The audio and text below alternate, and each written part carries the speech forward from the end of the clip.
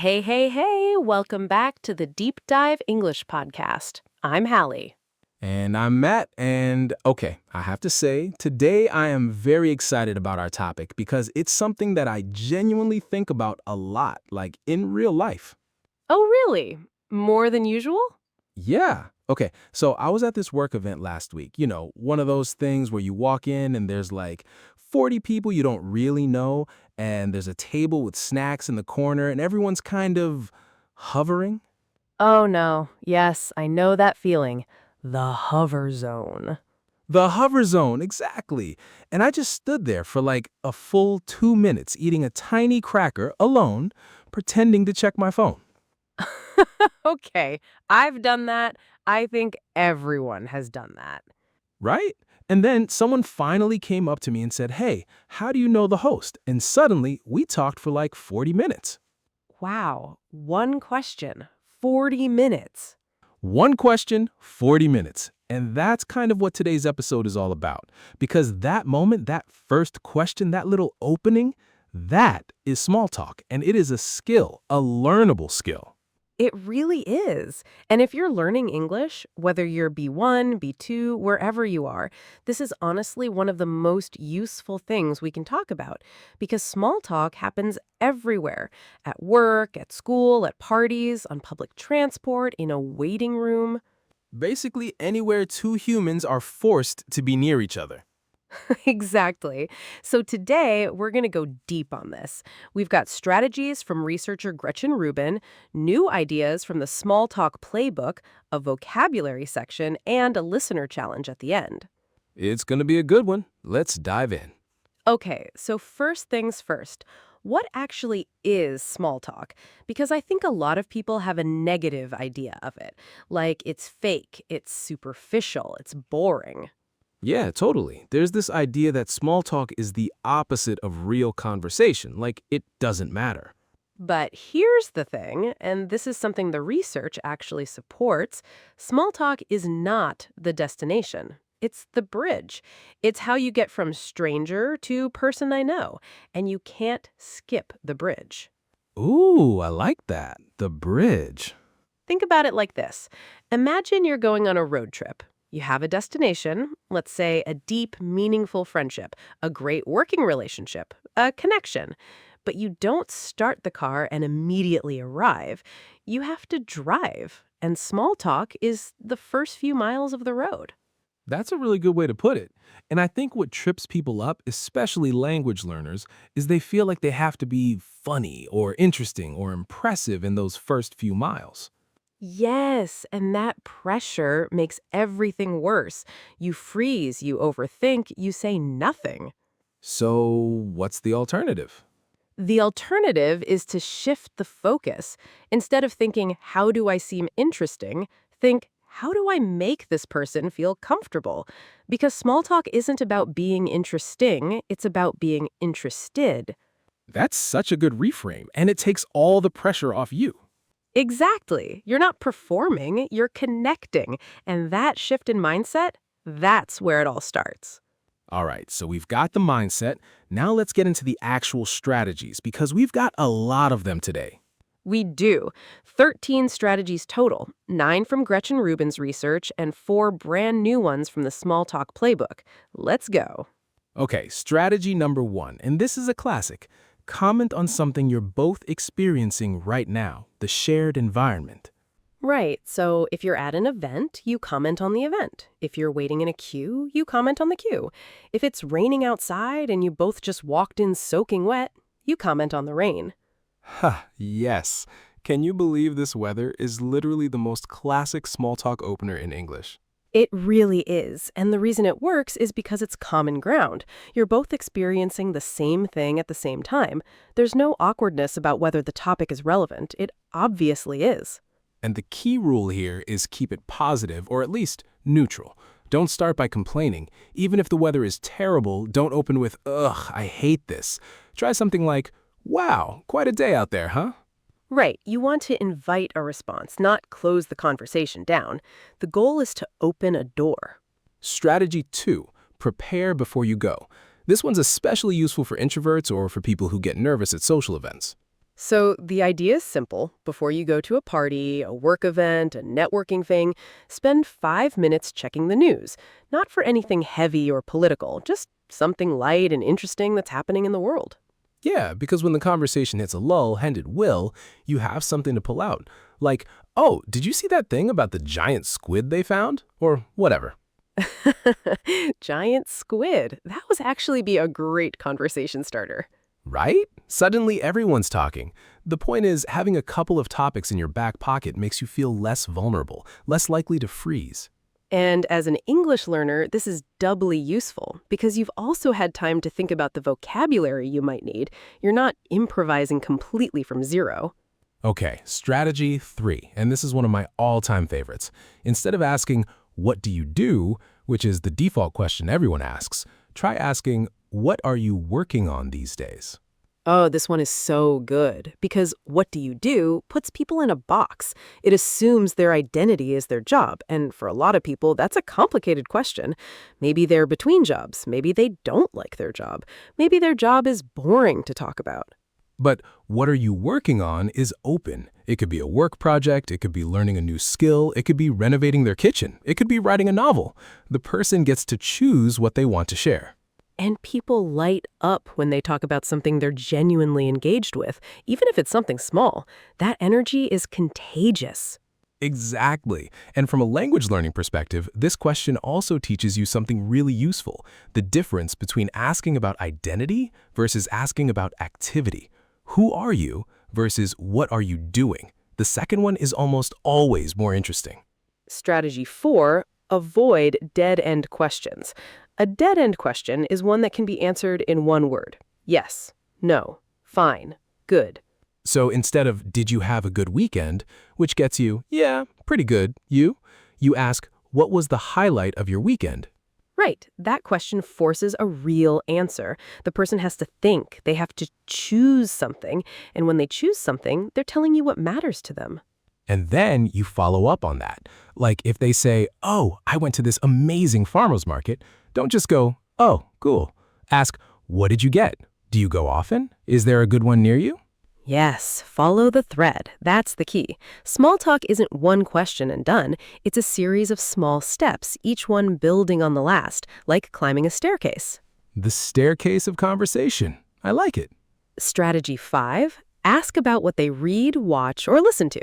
This is a Gretchen Rubin recommendation, and it's brilliant because it reveals someone's inner world without feeling intrusive. Right, like asking, what's on your reading list right now? Or have you been watching anything good? Tells you so much about a person, their interests, their taste, their sense of humor. And it's a great equalizer because it doesn't matter what job you have or where you're from. Everyone watches something. Everyone listens to something. Even if they say, honestly, I've been too busy to watch anything. That's still a conversation. Yeah. Oh, really? Why? What's been going on? And off you go. Exactly. The other great thing about this question is it often uncovers what Gretchen Rubin calls hidden passions, things people love but don't usually get to talk about, like someone who's really into competitive chess or someone who collects vintage maps. Those conversations are the ones people actually remember. Strategy 6. Match the other person's energy. This is huge, and it's something that people don't always think about consciously. So basically, read the room and then mirror it. If the other person is warm and jokey and laughing a lot, you can be warm and jokey too. If they're more quiet and thoughtful, dial it back. Don't be a firework when they're trying to be a candle. I love that. Firework versus candle. And this is actually something that the Small Talk Playbook goes deeper on. It's called mirroring. And it's not just about energy. It's also about body language. If someone leans in slightly, you lean in slightly. If they slow down their speech, you slow yours down too. It creates a subconscious feeling of being in sync. Right, and people can't always explain why they felt comfortable with someone. They just say, oh, we clicked. But a lot of the time, clicking is actually just this, both people mirroring each other naturally. Exactly. And the good news is, once you're aware of it, you can do it intentionally. You can choose to match someone's pace. You can choose to soften your posture if they look nervous. It's a skill. Okay, strategy 7. Don't be afraid to ask something a little unexpected. This sounds scary, but hear us out. Right. So Gretchen Rubin talks about this. Sometimes the most memorable conversations come from a question that breaks the script a little. Something slightly more original than, "So, where are you from?" For example, if you could live anywhere in the world for a year, where would you go? Or what's something you've changed your mind about recently? Or even, what's the best thing that happened to you this week? And the thing is, people love these questions because they're so used to the same small talk script that when someone asks something real, they sit up, they get interested, they think, "Oh, this is a good conversation." And here's the important thing to note for English learners especially. You don't have to be super creative with these questions right away. You can have a couple prepared, a couple that feel natural to you, and just keep those in your toolkit. Yes, because the goal isn't to be a professional conversationalist. The goal is to be present and curious, and a prepared question that feels genuine is way better than a generic question delivered on autopilot. Strategy 8, follow the hints. This one is all about listening. So, when someone is talking, they often drop little signals about what they actually want to talk about, little hints. And most people miss them because they're too focused on what they're going to say next. Right. Like if someone says, "Yeah, I've just been really busy lately." That's a hint. They want you to ask what's been going on. Or if they say, "Oh, it's actually been kind of a weird week." That's an invitation. They're testing the water to see if you'll bite. And the magic response is simple. Just be curious. Oh, really? What happened? Or, what do you mean by weird? That's it. You don't need a clever response. You just need to show you're paying attention. And this is actually a huge thing for English learners because sometimes the pressure to produce language makes you forget to listen. But listening is doing something. Active listening is a skill, and when you do it well, people feel it. They feel heard. And feeling heard is one of the best things a person can experience in a conversation. It builds trust incredibly fast. Strategy 9. Don't dominate the conversation with your own favorite topics. This is one that I think we've all been guilty of at some point. Oh, for sure. You get excited about something and you just go. You're off. Right.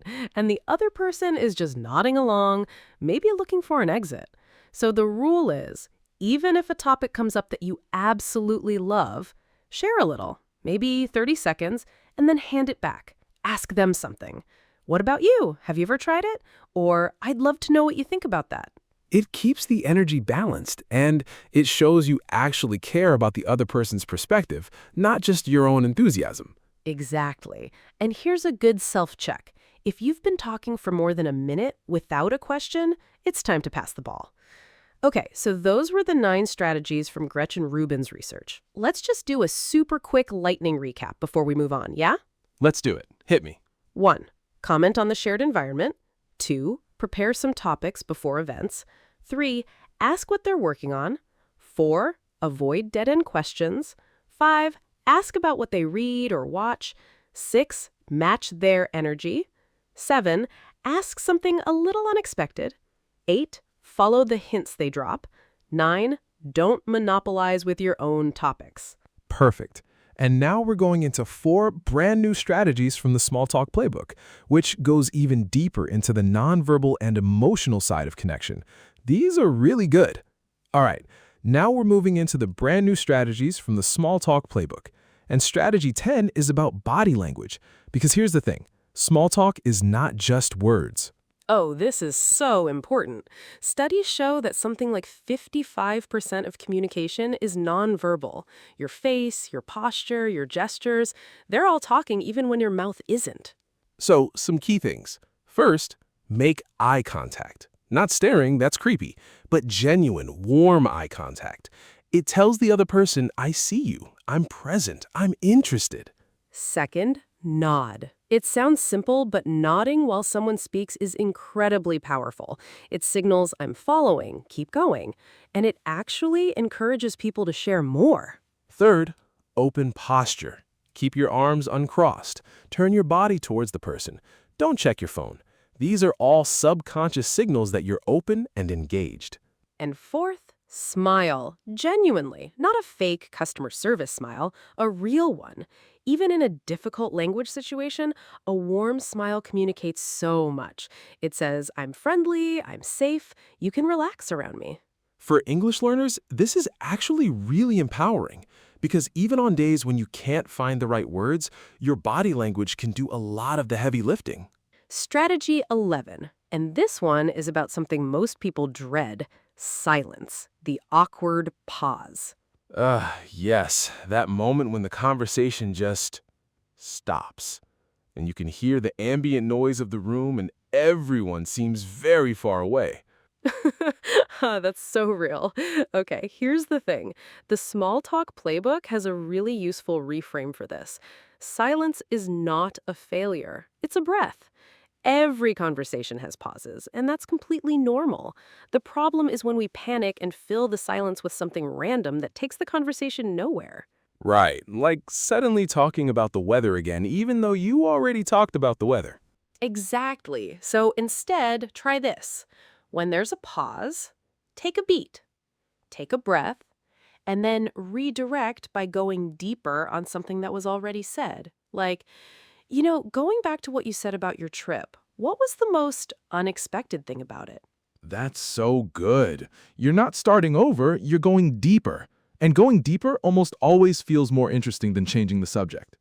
And for English learners, here's a bonus tip.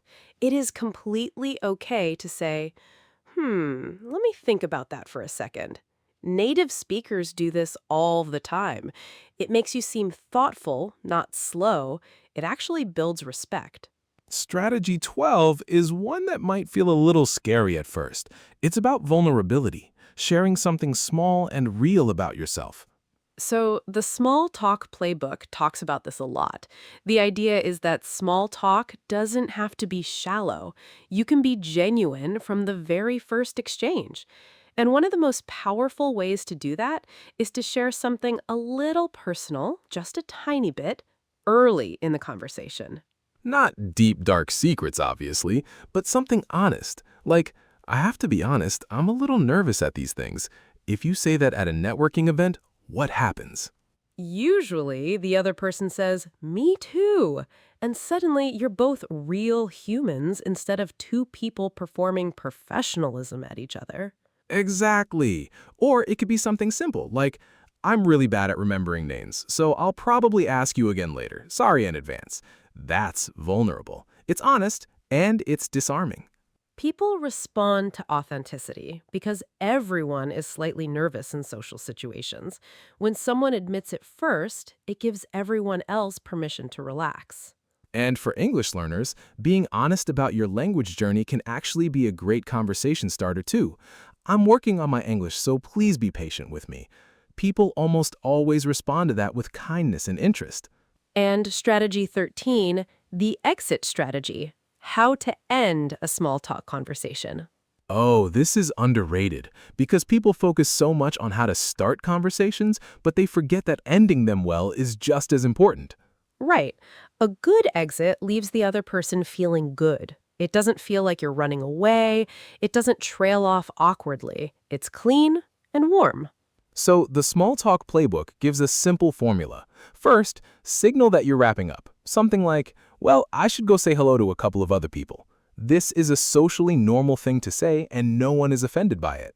Second, make a genuine comment about the conversation. It was really great talking to you. I'm going to look up that book you mentioned. Or, I loved hearing about your trip. Sounds like an incredible experience. And third, a warm close. Hope to see you again soon. Or enjoy the rest of the event. And then you go, confident, smiling, not apologizing. And here's the thing about exiting well. It actually makes the whole conversation feel better in hindsight. The last thing that happens colors the memory of everything before it. So end well, and the whole conversation feels like a success. Okay, that was a lot of great strategies. Now it's time for one of my favorite parts of the show, Vocabulary Corner. Yes, so for English learners, this is the part where we slow down and really look at some key words from today's episode, words that you can use in real conversations. We've got 7 words today. Let's go through them one by one. Word number 1, rapport. R-A-P-P-O-R-T. Rapport. This is a noun. It means a friendly, harmonious relationship, a sense of connection and understanding between two people. So you'd use it like, they built great rapport during the meeting, or I could tell there was instant rapport between them. Rapport. Remember it. It's a beautiful word. Word 2. Awkward. A-W-K-W-A-R-D. Awkward. This is an adjective. It means causing embarrassment or discomfort, socially uncomfortable. Like, there was an awkward silence, or it was a bit awkward at first, but then we started laughing. You've probably heard this word a lot. It comes up constantly in conversations about social situations. Word 3. Vulnerable. V-U-L-N-E-R-A-B-L-E.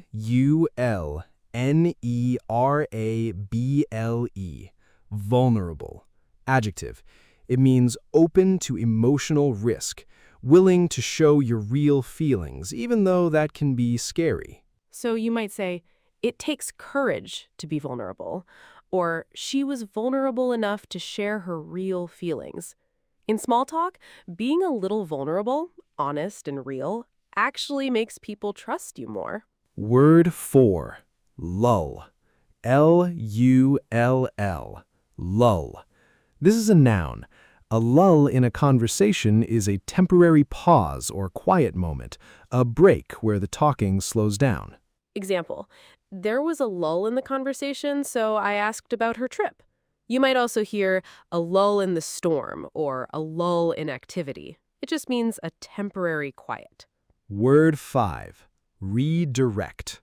R-E-D-I-R-E-C-T. Redirect. Verb. To redirect means to change the direction of something. In a conversation, to steer it towards a different topic or to go deeper. When the conversation got uncomfortable, she smoothly redirected to a lighter topic. Or he redirected the question back to her, which showed he was interested in her opinion. Genuine. G-E-N-U-I-N-E. Genuine. Adjective. Real, authentic, not fake or performed. Her interests seemed genuine. She asked really thoughtful questions. Or, the best small talk is genuine, not scripted. You want your curiosity and warmth to feel genuine. And the good news is, if you actually try to be interested in people, it usually is genuine. And our final word, word 7, rapport. Wait, I already said that one. Ha. Ha, you did. Okay, word 7, reciprocal. R-E-C-I-P-R-O-C-A-L. Reciprocal. Adjective, something that is mutual, given and received in equal amounts. Good conversation is reciprocal. Both people give and take. Or the exchange was reciprocal. She asked about his life and he asked about hers. So to recap our 7 words, rapport, awkward, vulnerable, lull, redirect, genuine, and reciprocal. All 7 of these are words you'll hear and use constantly in conversations about social situations and relationships. Take a note, practice them, use them. All right, we are almost at the end of today's episode of the Deep Dive English podcast, but before we go, we have a listener challenge for you. Yes, and this week's challenge is simple but powerful. This week, try starting one small talk conversation that you normally wouldn't. It could be with a colleague you've never really spoken to, someone in a lift, someone at the coffee shop. And use one of the strategies from today, just one. Maybe you ask, what are you working on these days, instead of what do you do? Maybe you follow a hint someone drops. Maybe you give a genuine compliment and see where it goes. And then, this is the important part, notice how it feels. Does it feel easier than you expected? Does the other person seem happy you started talking? Do you feel a tiny bit proud of yourself? Because here's the truth. Most people are waiting for someone else to start. Most people would love a conversation. Most people are just as nervous as you are. So you be the one to start. You open the door and see what happens. We'd love to hear how it goes. You can reach us at The Deep Dive English on Instagram. Share your small talk story. Tell us what happened. We read everything. And if you enjoyed today's episode, please share it with a friend who's also working on their English. Or leave us a review. It really does make a huge difference for the podcast. All right, that's it for today's episode of the Deep Dive English podcast. Thank you so much for spending this time with us. You've been listening to Halley and Matt, and we'll see you in the next one. Keep learning, keep connecting. Bye for now. Bye.